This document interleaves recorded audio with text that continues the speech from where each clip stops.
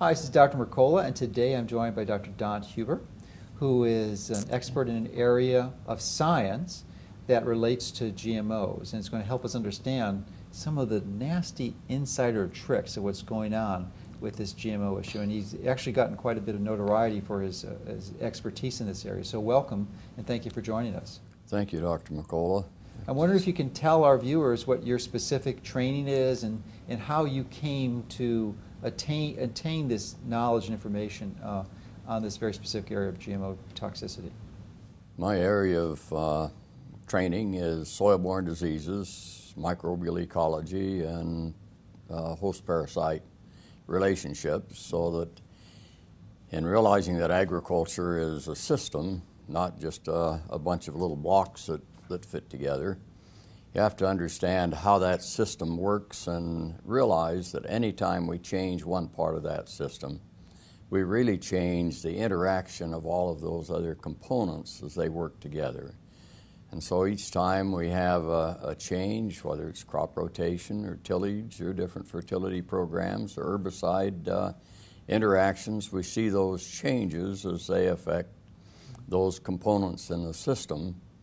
And so my research over the last 55 years has been devoted to looking at those changes and how we can change them and manage that system for more effective crop production, better disease control, and improved nutrition and safety of our food crops. So when we look at such a major change as you have in a genetic disruption from a genetically engineered process, as we understand it in our limited knowledge now, we see that there are opportunities and actual changes in all of those components as they fit into the agricultural system, from the plant, the physical environment, the dynamics of the biological environment, and of course our pests and diseases as they interact together. So those have been the areas of my research over time and brought me to this point. And let's just go back a bit into your background. Now you currently live in Idaho, or were you raised in Idaho? I moved to Idaho in high school with our family. We moved the dairy up from Arizona. So your parents were dairy farmers? Parents were dairy farmer, raised on a dairy farm. I was at the University of Idaho as a professor for 8 years before going to Purdue University, and we were there on staff as a professor for 35 years. And what did you teach at Purdue? I was plant pathology, soil microbiology, those microbial ecological interactions as they relate to plant disease. And I'll just review my understanding, and you can modify that as we go along. But I suspect your expertise in this area is related to the fact that one of the major modifications that are done in GMO crops is, by Monsanto primarily, is to provide an herbicide resistance against a pesticide, the most common pesticide used in the U.S. and I suspect the world, which is Roundup, which is also a glycophosphate pesticide, I believe. So as a result of that, they're able to essentially kill the weeds and more efficiently or cost-effectively produce crops, and supposedly at a lower price. I mean, that's the working premise. That's a whole other issue whether or not that's true. But what I'd like you to comment on is how that introduction of that resistance, which allows them to display massive amounts of this very toxic glycophosphate pesticide into the environment, how that impacts the soil microbes. Because one wouldn't think that it would affect it, not necessarily because it's an herbicide, which is directed towards plants, not necessarily animals or bacteria even. But apparently it does, and I'd like you to elaborate on that, because you've found some really interesting observations. Well, what you have to do is realize what an herbicide is, or most of our pesticides, that they're metal chelators. In other words, they're able to immobilize specific nutrients.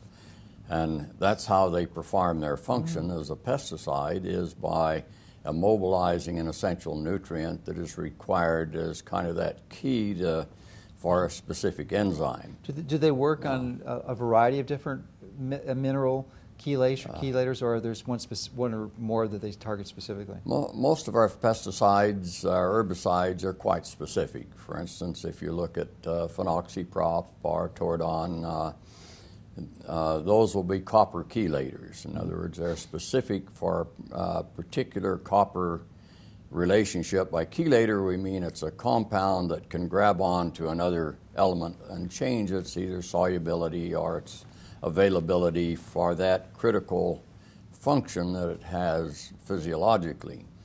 So that we have those herbicides and pesticides that are quite specific for just a particular essential micronutrient like copper or zinc or iron or manganese. Glyphosate is very unique in that it was first patented as a chelator by Stauffer Chemical Company in 1964 because it could bind with any positively charged cation. And so if you look at the essential minerals for plants, you see calcium and magnesium, potassium, copper, iron, manganese, zinc, all of those other critical transition elements as well as structural components for the some of them. But you see that they're all cations. Now they have an anion that is associated with them, but it's the micronutrient that's a cation that is the transition element, or that element that really is critical for a particular enzyme function.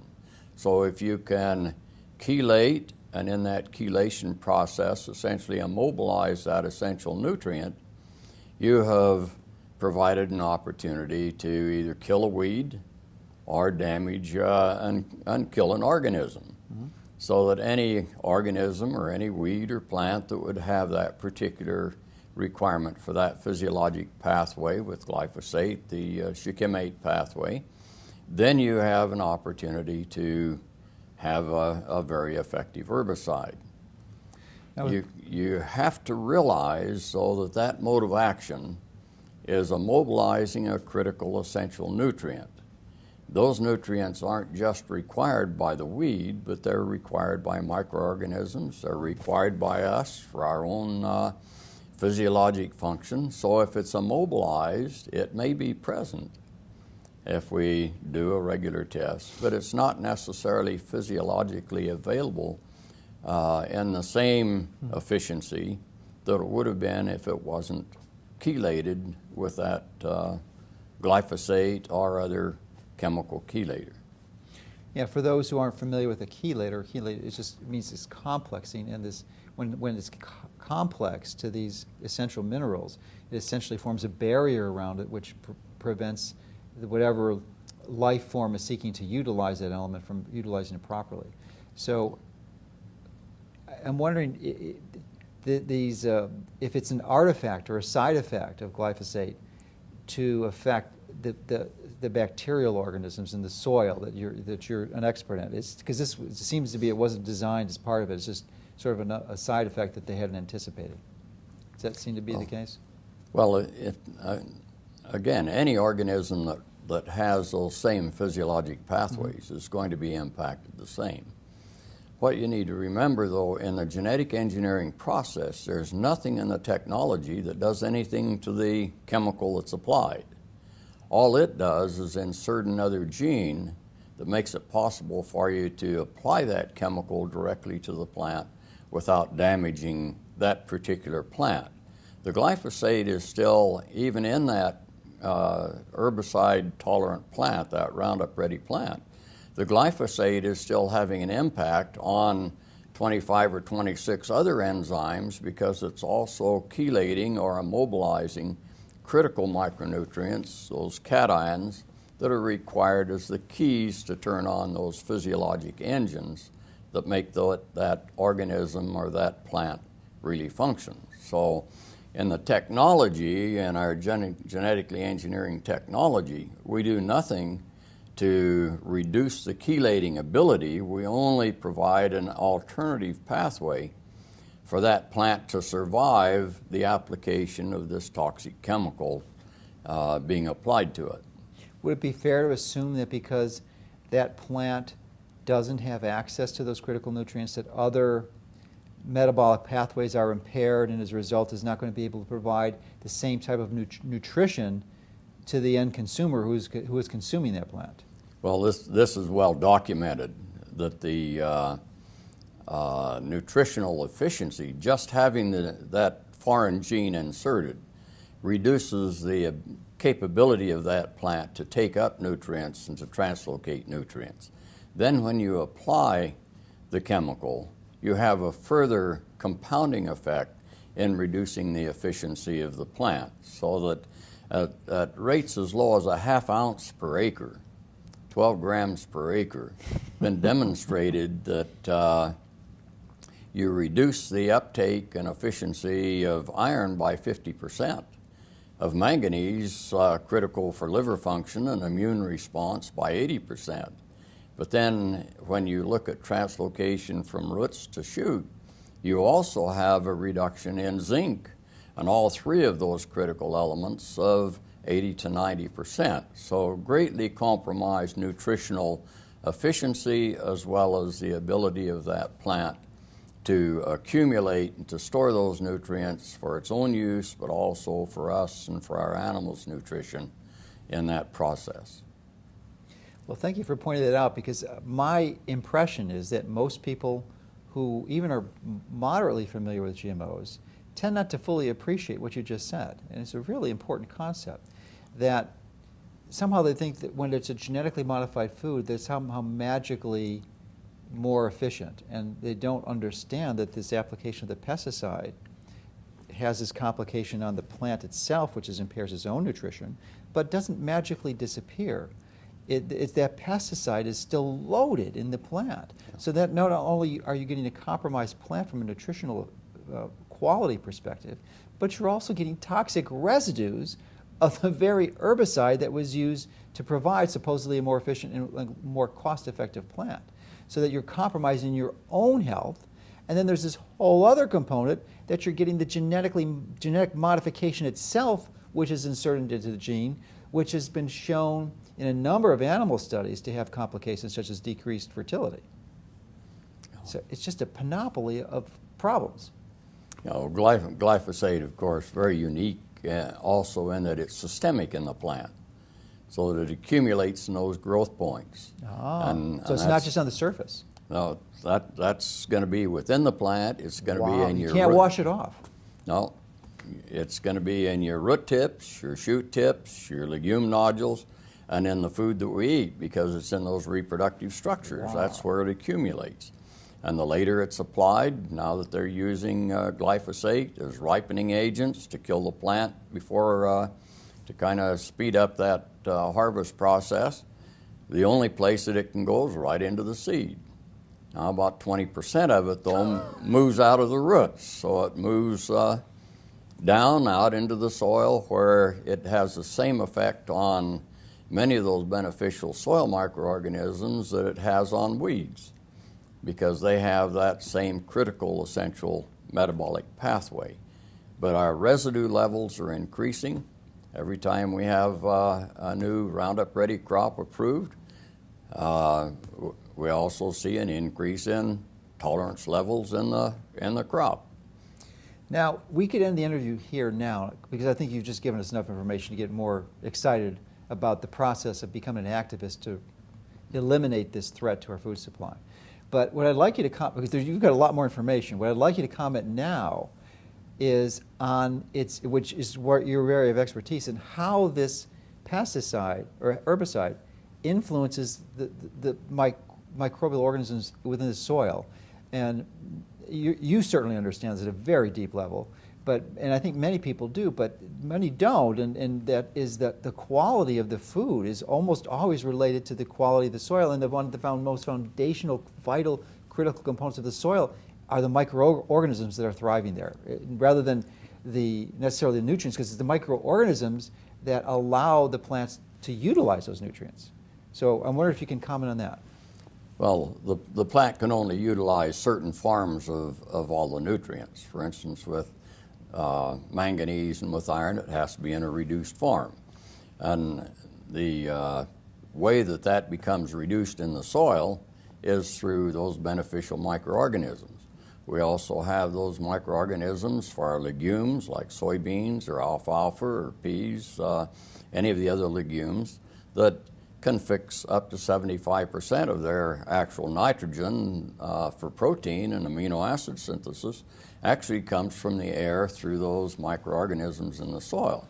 Glyphosate is extremely toxic to all of those organisms. So what we see with our continued use and abuse of this powerful pesticide or powerful weed killer is that it's also totally eliminating many of those organisms from the soil. We no longer have the same balance that we used to have, and consequently we see an increase of over 40 new diseases, or 40 diseases that we used to have managed or under fairly effective control, that all of a sudden are another serious problem for us. And these are plant diseases? These are plant diseases. But the other thing we see is that the normal biological control organisms, even in the animal, are very sensitive to those residual glyphosate levels. I was just reviewing a paper as I flew out here yesterday on a chronic botulism or toxic botulism type problem. This is where you have the Clostridium botulinum in the intestinal tract. It's a common soil organism everywhere. But all of a sudden we're seeing cases now, especially in dairy, but other situations where the animals are dying and becoming impaired from the botulism toxin from the Clostridium in the intestinal tract and stomach and rumen, where that normally didn't occur before because you had all of those organisms that provided the natural biological control. In this paper, what they show is that residues that are of glyphosate that are permitted in our feed and food products are high enough to kill those normal biological control organisms, your lactobacillus, your alkaligenes, a number of those organisms are very effective in preventing the toxin production by Clostridium, that those organisms are eliminated by the glyphosate levels that can be in our food and feed supply, so that then the animals suffer the same effects as though we'd put them under or given them a treatment of this very intense biological warfare chemical that is produced naturally in the intestine without that balance again. Again, agricultural system, as well as our own ecology, is really a balance. It's a system, not just a bunch of silver bullets that are stacked up in the revolver or chamber of a revolver, but it's how that ecological system is modified and changed that brings us this new level of disease and sustainability, problem with sustainability of our agriculture, our own health and well-being. Yes, it's fascinating. Now, can you outline the major crops that are affected by glyphosate now, and any new ones that are in the pipeline that might hit the market soon? Well, those that have been genetically engineered for herbicide tolerance, of course, are the major crops. You have corn, soybeans, canola, alfalfa. Is corn have resistance to glyphosate? I thought it was the beet. Oh, it was the cotton that had the Bt toxin. Yeah. Well, you have cotton and corn with both Bt and Roundup Ready. Oh, I didn't realize it did that. Also with several other herbicides that they're now putting genes into. But so it's in cotton and soy. I mean, cotton, corn, and soy. Right. All the major ones. All the big ones there, and we've just approved our USDA just deregulated alfalfa, so that here you have a crop that's a perennial crop, a legume. You put glyphosate on it. You do two things. One is that you take out your nitrogen fixing efficiency because it's very toxic to the radiorhizobium and rhizobium that fix the atmospheric nitrogen, those organisms that are critical for that process. But again, as a systemic chelator for nutrients, it chelates the nickel that's required as the cofactor, as that key for that enzyme process, so it just turns it off.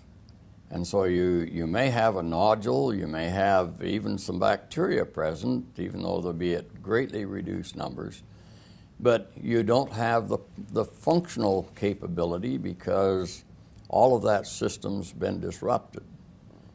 So alfalfa is our fourth most important economic crop, but by far the most important and nutritional feed for our herbivores, all of a sudden can very definitely be threatened, not just because of the direct effects of the glyphosate on those microorganisms, but then also because it predisposes and can make that plant very susceptible to some common diseases that are very effectively controlled. We see this with one that on corn. We haven't seen it on alfalfa because we haven't had the Roundup Ready out long enough. But we certainly see it on corn, where we have a sister organism with the Gauss's wilt, bacterial disease. And in that situation, we find that when you put the glyphosate on, it nullifies all of the genetic resistance that has, in the past, made that disease of almost no consequence to us. Very limited situation, very sporadic in any severity. Now we find it from coast to coast, east to west, from Mexico to Canada. And for 4 years now, we've had a major epidemic in our major food production area in the Midwest, just from that disease that is a direct result of our genetic engineering process to reduce the genetic resistance and then the application of the herbicide that it was designed to tolerate. Now I'm wondering if this glyphosate is fat soluble, because if it is, I mean, it's bad enough that we're eating these pesticide contaminated crops and then consuming the genetically modified cells in our body. But if it's in fact the #1 crop fed to herbivores, alfalfa, and it's contaminated with this herbicide, I'm wondering if the herbivores that eat it, and does it bioaccumulate in their system so that you get levels and concentrations which are much higher than on the plants that they're eating because of the bioaccumulation effect? Well, I think from Dr. Hannah Mather's research at Ohio State University with perennial crops, she has shown that the crops will continue to accumulate it for 6 to 8 years, and that's the length of her study. So that so the crops accumulate so too. the crop is accumulating. Okay. And also then it's accumulating from the soil or just repetitive applications? It can do it either way. Okay. But from application, it certainly accumulates it. We generally think of glyphosate as being such a powerful chelator that it will also be detoxified, as it is generally when it gets into the soil with a little bit of time. It will combine with that calcium and magnesium or iron and manganese and other nutrients in the soil so that it's not necessarily degraded, but it's detoxified. Later on then, it can also be desorbed or reactivated through just application of phosphorus fertilizers. So it can, again, for subsequent crops, it can be a very active chemical or plant toxin in the release and uptake by the plant. Again, it doesn't take very much. You look at a half an ounce per acre from Ecker studies and that from just those 1/40th of the normal application rate, which would be an extremely low drift rate. You're talking more of what we're starting to see in our air and water anymore, that at those extremely low rates, you have a very powerful effect on reducing the nutrient efficiency and nutrient quality then of the plant, as well as for its health and our own health because of excuse me, because of its effect on those intestinal organisms or normal biological organisms that are in the environment for us. I think that's the importance of this paper that will be coming out. I saw the presentation when I was in Germany 2 weeks ago at one of the meetings, and had the opportunity, as I mentioned, flying out over here to visit with you to review that paper, but showing again that there's enough residual glyphosate potential in our feed and food to all of a sudden make an extremely benign organism fatal or lethal in that process. Now we've recognized that potential of those organisms with infant botulism, where they don't have that full intestinal microflora, and one of the reasons why we probably don't recommend feeding a lot of basic foods to our infants until they can develop that natural biological ecology to control many of those organisms. But certainly the potential's there, and for our dairy farmers in parts of the world, that's not a potential, it's a real life situation that they're having to face and address right now. So when in the individual who's consuming non-organic food, which is virtually the majority, almost everyone in the United States, to some extent or another, when they're consuming this contaminated glyphosate-contaminated food, does it interfere with our own gut ecology the way it does with the plants? Does it form as a mineral chelator, it's activated, and disturb our own gut ecology? Well, I think there are two things involved here. One is that the research hasn't been done that should have been done probably 15 or 20 years ago. The other thing is that the reduction in mineral content through the chelation by the glyphosate makes an individual much more susceptible. And as Dr. Jeffrey Seifert at the University of Minnesota, veterinary toxicologist, reported this year in studying malformed animals and also the increase in disease and stillbirths, he found that in 100% of the cases they're deficient in manganese. And you have to ask why, because 15 years ago the nutritionists were saying we're probably a little high and we ought to cut it back, not realizing at the same time that we introduced Roundup Ready crops that can have as much as 50% less manganese available in the plant that we're feeding to those animals, and so the intake is down, but ours also. So you have that effect from a nutritional standpoint, but then you also have the direct toxicity of the glyphosate to those beneficial organisms that have been demonstrated in animals, and I don't think there's any reason to assume that they're not going to have the same effect on our own microbial ecology in our intestine and that as they would on animals, because they're the similar organisms. So the studies have been done with animals that it does impair the gut ecology. And to your knowledge, those studies haven't been performed for humans yet. No one's looked. Right.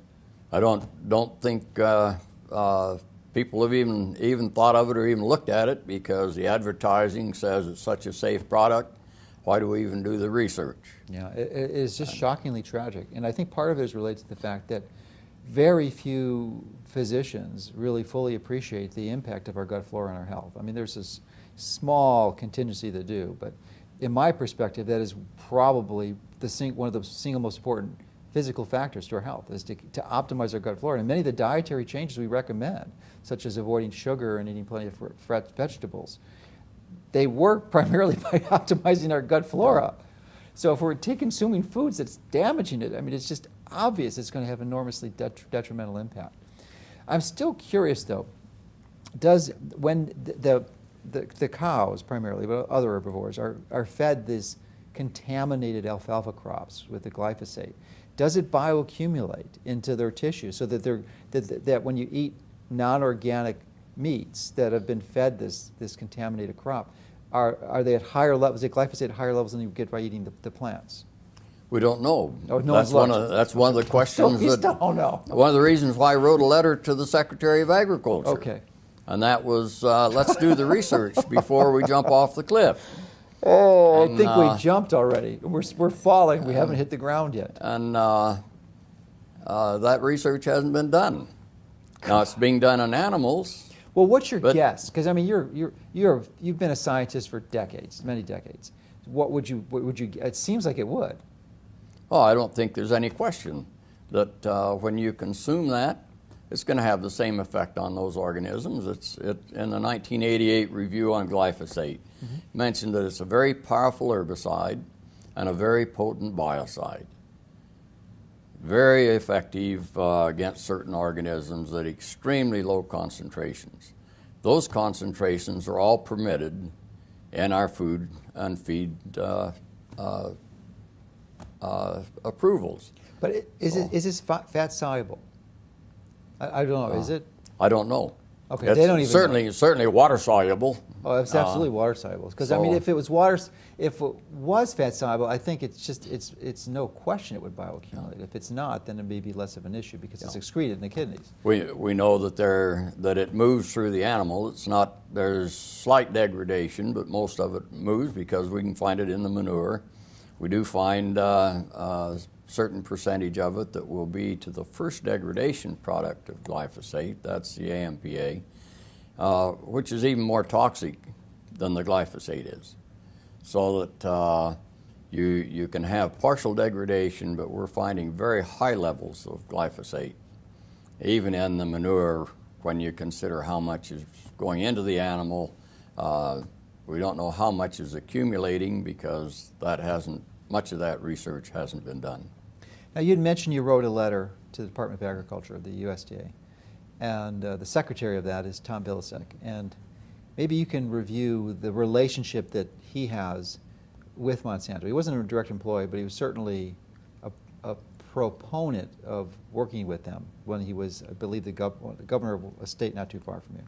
So I'm wondering if you could comment on that relationship and then first, then we'll go to the other components. I really don't know what that relationship's been. I hear about it, but I really don't have any direct information. I wrote the letter as a very private letter to alert him to the fact that what we're seeing now in agriculture isn't normal.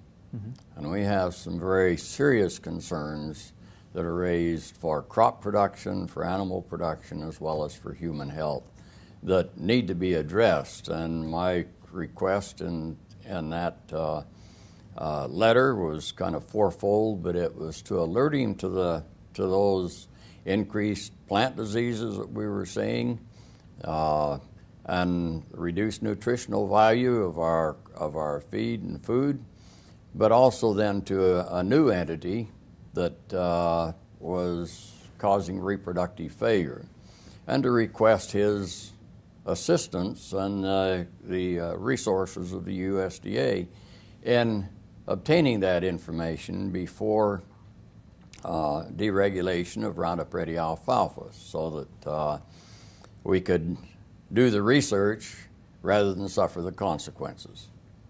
Have you had any response from the secretary yet? Yes, I wrote the letter 17th of January. I received a response from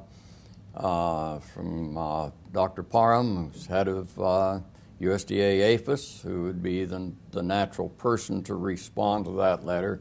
Got a letter in response on May 2nd, assuring me that all of the decisions that the USDA makes are based on peer-reviewed science. And so I responded to that letter. I have had an opportunity with some other scientists to visit with those people, top administrators, and we're trying to work out a cooperative and a working relationship rather than an adversary one. But I did respond to that letter and pointed out with 130 published peer-reviewed articles that documented the concerns that I have. And then I asked if they could provide me a peer-reviewed scientific study that would justify deregulation of those products. I'm still waiting for that. I haven't found anyone that can produce that type of a document, and certainly when we look at the Gallagher study as commissioned by the Indian Supreme Court to evaluate data that is submitted to a governmental agency for deregulation of a genetically modified crop, you find certainly in that situation, as they summarize, that the data doesn't meet international standards for that type of study and certainly wouldn't justify the health and safety risks that are indicated by the limited data that was available for their analysis. So we just haven't done the research. We've assumed a safety based primarily on marketing potential rather than based on science in those decisions. So I'm curious about your dialogue with the chief scientists over at the USDA about this topic, because it sounds like they were able to meet with you. You exchanged that, you wrote this letter expressing it. You have yet at this point, which is right by Thanksgiving as we're doing this interview, yet to receive a response. But did it seem from your perspective that they were open to dialogue, or did they just take this information because they were doing the job and sweep the data under the carpet? I think we had a good dialogue with them. Wasn't so much a dialogue as an opportunity for those of us that took the question or the concerns to them, an opportunity to share our concerns, and we had very excellent discussion in that process of what research was needed, where the holes are in the understanding, and what's happening. They indicated they would do some background investigation in that process. I'd hoped that they would do it as a result of the initial letter, and I did receive a call from Risk Management about 2 weeks after writing the letter, asking if I could provide details, because there wasn't anything in the letter. The letter was written to a politician, and I didn't want to disclose names of scientists or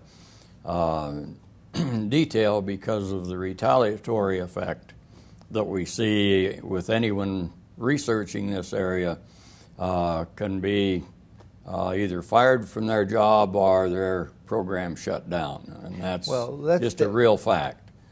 Well, that's a pretty amazing statement you just made. So I'm wondering if you could expand on it, if you'd be willing to, because there's an implication, suggestion that the industry is really funding a lot of the research that's going on in academic circles that are doing the peer-reviewed studies that we can use to either document the safety of it or the lack of safety of it. But it appears that if someone voices dissent from this position, that they're squelched. And I wonder if you could expand on that. Well, I think that's fairly well documented. All you have to do is look at the statement that 26 North Central entomologists wrote. These were the scientists who were set up as a regional project to determine the biosafety of genetically engineered crops. And as a point of frustration perhaps, but they wanted to notify the EPA, in that which they did in that public document that they sent in. They asked that their names be withheld because all 26 of them said that their funding is dependent on industry support. But in that statement, they alerted the EPA to the fact that they were either denied access to the materials that they were appointed to determine safety of, or if they did the research, that they were prohibited from publishing it. And so the consequence was that the EPA has no objective science to base a regulatory decision on, because that science isn't either available or accessible to them, or the research hasn't been conducted on it because they're proprietary products that they're prohibited to evaluate. So because of the patent, they would be breaking the law if they did research on this. That's right. How did they is this through political lobbying? They created this structure, this crazy legal system that makes it illegal to evaluate something for human food safety? Well, if you even read the technology agreement that the farmer has to sign, he can't even do research on his own farm to compare whether this crop whether this product is better than another one without violating the terms of that technology agreement. So that it's essentially a closed system to guarantee success. So I'm wondering from your view, from your perspective, as a veteran research scientist, as a insider in the industry, if this is a rigged system, and there really is no way around this because of the control that primarily Monsanto, but other industry leaders have been able to manipulate the system to essentially make it illegal to do research and limit the funding to do it. But they've essentially monopolized the whole regulatory process. So, I mean, that's from my perspective, it seems that way. So this is an important issue. I mean, because if we can't do it the way it was designed to be doing, then we have to do a workaround. So what's your take on it? Well, certainly as a group of us that are working together on not only the new entity causing reproductive failure, but also some of these other increasing crop disease problems and situations.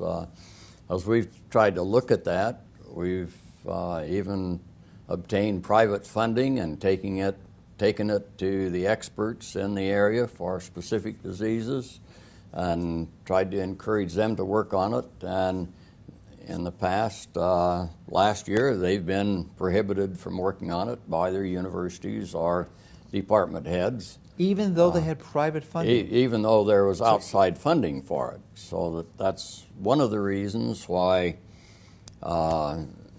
we needed that contact with the USDA officials in hopes that we could share the problems and the concerns with them, that they would recognize the serious nature of them, that we could obtain their support in using their resources for funding of individuals in the specialists, so that then we could overcome that barrier that there seems to be there for anyone working on genetically engineered crops that might indicate that they're not quite everything that they were cut out to be. And it's almost as though you have to belong to that religion if you're going to be able to do any research or publish your research. And which obviously is highly biased and prejudiced and is not going to produce objective truth. And so we're hoping, they've promised that they'll seriously consider grant proposals. Those are being written now to address the issues, and we're hoping that indication that they gave us, that they would be more than willing to consider that financial support for that research. We're hoping that in a cooperative role that we can work together in the process. Certainly very critical for the new entity, as well as for just the mushrooming type of an effect that we're seeing on crop and animal production. And then you look at the tremendous increase in human diseases that can have a potential tie right directly back to either the chemical or the engineering process. It's critical that research be done as quickly as possible, and we need that resource to do it. Private funds, again, aren't going to be able to do everything because there's just too much to be done.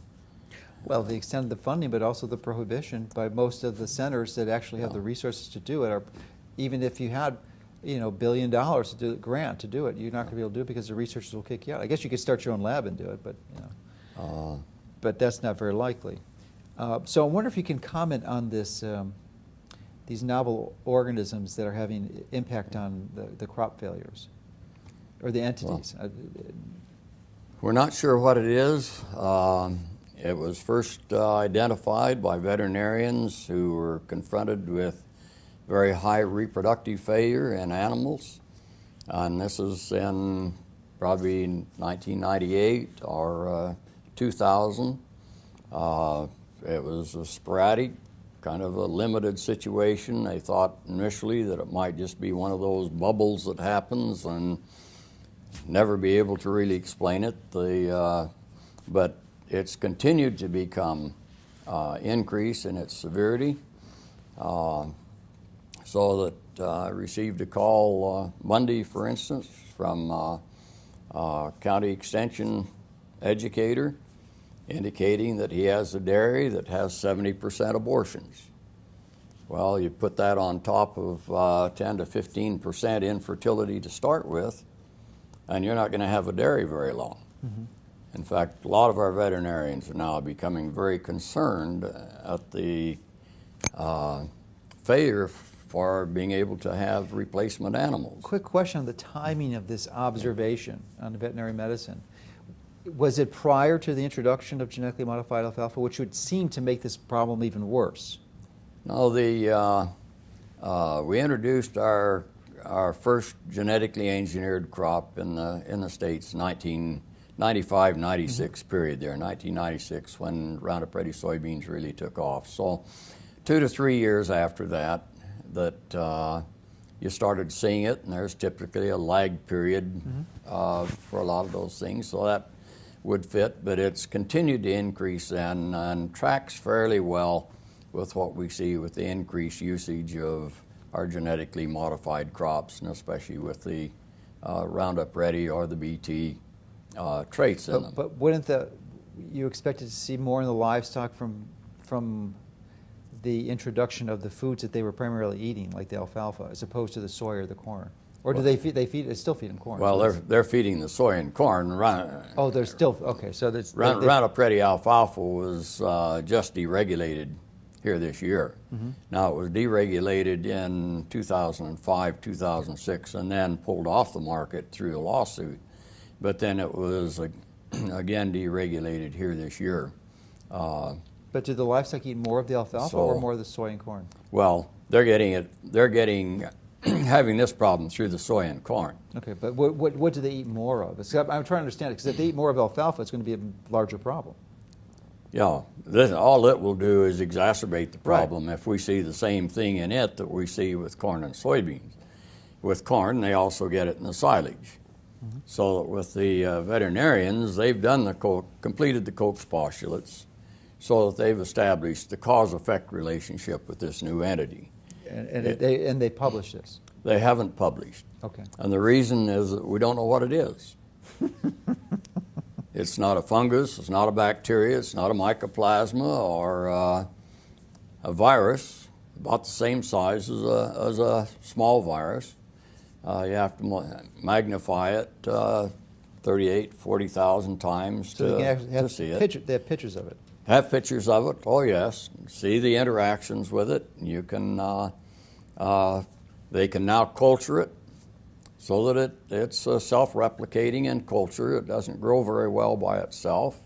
So it, like most of our very fastidious organisms, tends to die out with 3 or 4 subculturing, but grows very well with other organisms. So if you have a yeast or a bacteria or a fungus in the culture, that this entity then grows very well. Mm-hmm. So that we're waiting on getting enough material, pure material for DNA analysis, but also looking at some other possibilities. So that we haven't published just because until you can put a name on it, all it does is create a great deal of speculation. And that's one of the reasons why the letter was sent as a very private letter. The other reason was that it could have a tremendous potential impact on our exports, because where we find high populations of this are in our soybeans and our corn, especially this novel entity. It's a novel entity, new to science. But it's actually in the feed. Oh yeah. Corn. Okay. If it can persist there, because most viruses, don't they? Well, it's not a virus. Okay, well, that's right. We said we don't know what it is. I'm sorry, I just made it sound. That's why I said about that size. Yet to been identified. But we know a lot about it. We know what it isn't, but we don't know what it is, because it appears to be common in nature, but new to science, and so novel to our knowledge, and that's why it's been a little slow to get all the information, because we're working with something from scratch. And Do you have any guesses as to how this organism came about? Is it because of the chelating effect of the glyphosate creating an environment that sort of bred this new entity from the soil? One of the possibility, it's boiling down to one of three potentials. Mm-hmm. And none of the three are happy considerations.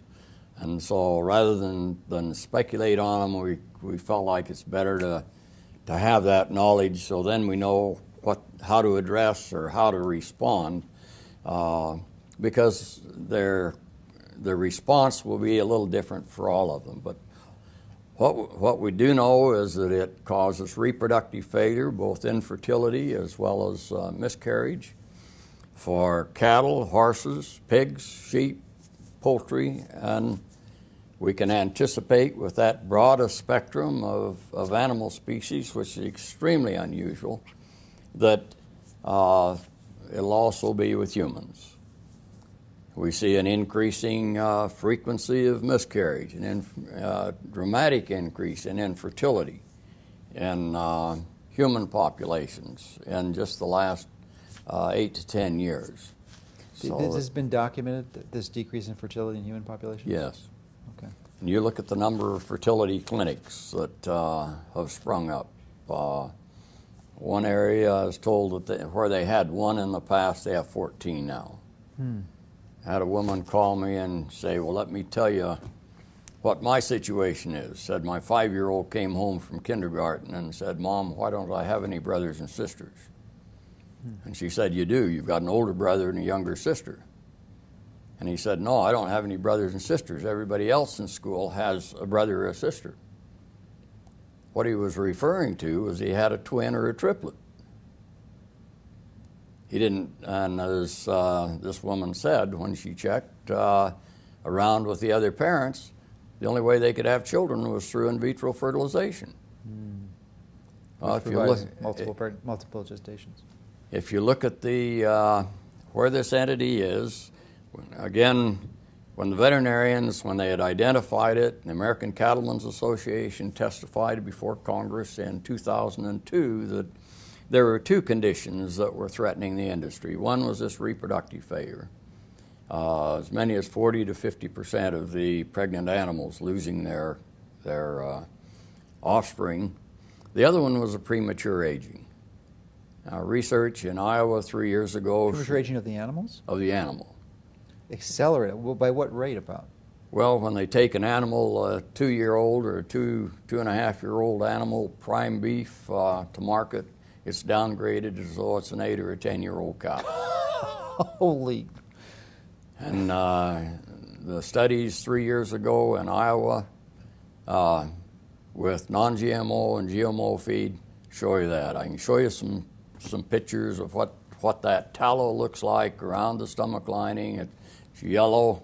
It's not that pretty white color. It's the yellow tallow, just like, again, it's premature age. The other entity was this infertility, and we see dairies with 30 and 40%. As I mentioned the call Monday that they wanted some help. I got them with the veterinarians so that they can verify that this is the entity.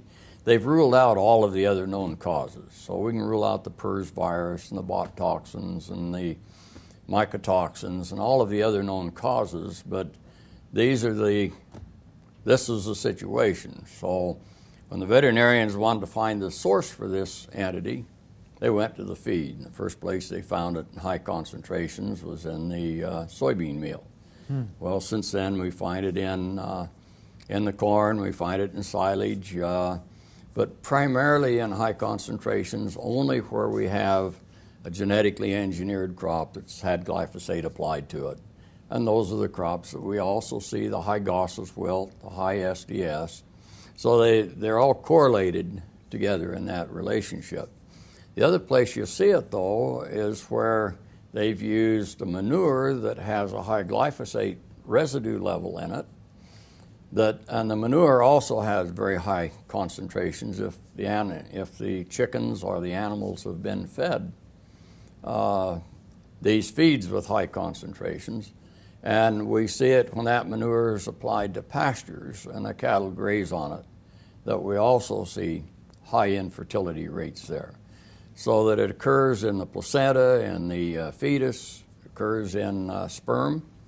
And our inseminators are stating that it takes twice as much semen now to get a conception, and as many as 4 to 8 inseminations rather than the typical 1.2 to 1.5 for a dairy because of that reduced fertility. I was on the plane with a bull breeder, commented that 40% of his bulls he's had to pull out of service because they can't get conception anymore.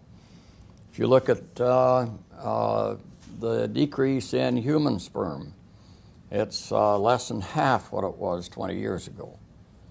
And that's from, again, attributable to the endocrine hormone disrupting chemicals. We've had atrazine, we've had a number of others.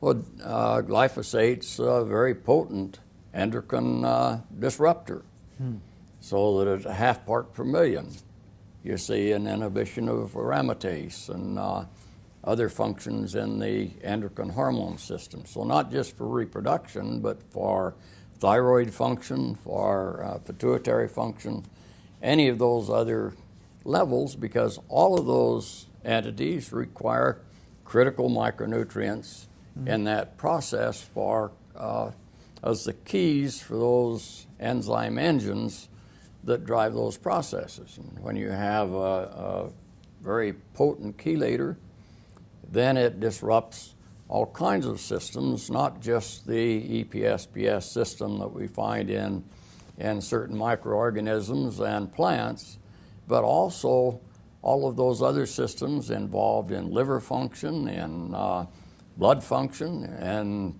hormonal function. They all go right back to that basic nutrient process that keeps those systems functional.